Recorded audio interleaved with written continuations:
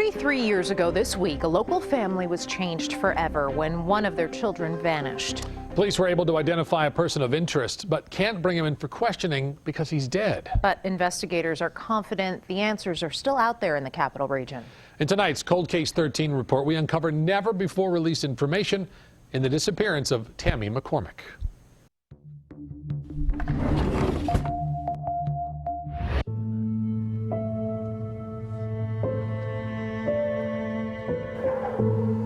April 29, 1986, a normal Tuesday morning for the McCormick family of Saratoga Springs. Parents off to work, kids off to school. The last two out the door were sisters, Tammie and Jennifer. You know, she was going to skip school, and I offered to stay home with her, and she's like, no, just go ahead and go. And so I went off to school, and, you know, that's the last I saw of her. Tammie was 13 in 7th grade. It wasn't unusual for her to skip school and meet friends somewhere, but she'd always come home. Until today. Investigator Matt Wilson with the Saratoga Springs Police Department, the latest in a long line of officers who've overseen the case. The file includes old tape-recorded interviews, handwritten notes, but not enough to know what happened to Tammie McCormick. You know, yeah, there's bits and pieces that kind of match, but we're not sure the timeline's off on a lot of them. But Wilson, an 18-year veteran of the force, has been able to piece together what seems to be the most likely explanation. And it starts with another young girl who also skipped school that day. Tammie and her friends had a plan for April 29th. Yes. That they were going to pack up and head to Florida. Head to Florida, yep. Police managed to track that girl down, and she told them she'd gone to Tammie's house on Deerleaf Place the night before.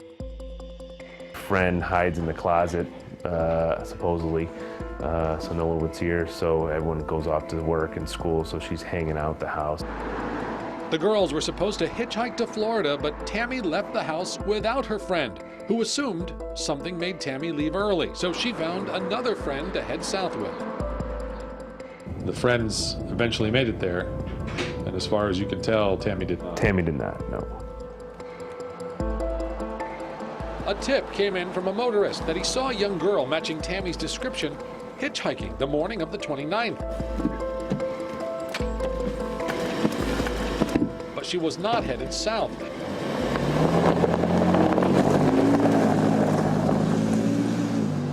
He claims he picked her up and dropped her off on Route 9P near Saratoga Lake. And that is the last anyone ever sees of her.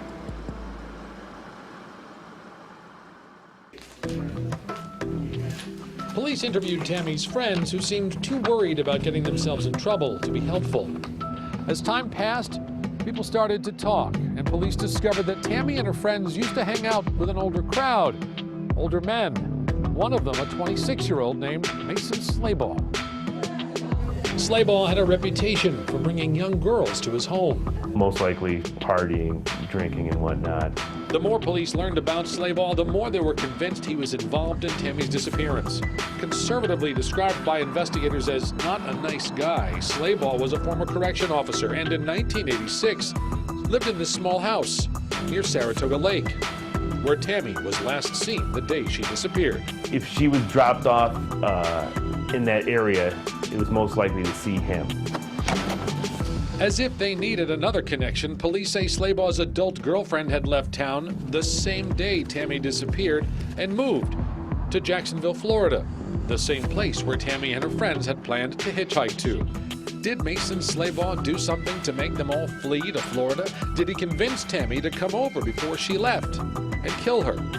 He'll never answer those questions because he died in 2001. He was 41 years old. In 2017, investigators were led to Route 30 in Northampton, Fulton County, land still owned by Slayball's family. Tips suggested Tammie was buried there, but excavation at the site came up empty. Police still can't say for sure Mason Slayball was responsible for Tammie's disappearance. They can't even say for sure that she's dead, and have created this image of what she may look like today in case she's still out there somewhere. I think at this point I would like to know, you know, any news. could go either way. Wilson is confident someone still knows something that could finally help answer the question, what happened to Tammie McCormick? They may not think it's significant, but may be something that we can piece together with something else that kind of makes sense. If you have any information about Tammie McCormick, who she used to hang out with, places she used to go, who she might have been with April 29th of 1986, contact Saratoga Springs Police. And be sure to visit the case file that we've created at WNYT.com and review all of the information there, and then share it on social media. It could help generate a tip, one tip that can make all the difference.